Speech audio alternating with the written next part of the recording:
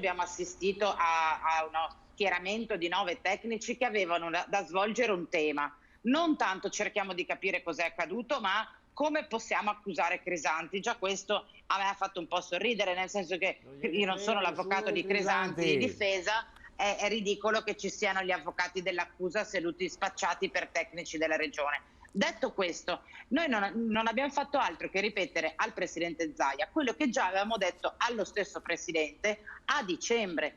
Caro Presidente, con 2000 morti in questa regione, ci facciamo una domanda. Dobbiamo correre ai ripari. Capito. E c'erano alcune cose da fare subito, a partire dalle restrizioni. Invece il Presidente Zaia, un po' perché doveva dimostrare di essere il più bravo, un po' perché per ideologia politica, come il suo capo Salvini, fa preferire, non è una questione sanitaria, è politica per voi. Preferisce la questione economica alla questione sanitaria, ha scelto di tenere tutto aperto e a nostro giudizio questo ha influito. Questa è la nostra tesi, evidentemente Darè ne ha un'altra e mi spiegherà Darè se non è questa la verità. Mi spieghi Darè perché nella seconda ondata sono morte migliaia di persone in più.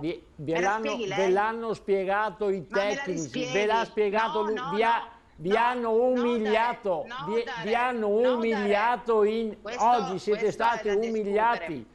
Perché voi avete sempre la questione politica. Avete detto prima perché era sempre in televisione. Per cortesia, se no non capiamo, parlate tutti. Ma avete fatto una pessima figura, come sempre. Come sempre. Voi dovete appellarvi a Report per poter esistere, perché se no non esistete.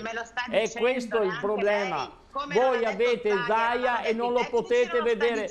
Mi dispiace, fatevene una ragione.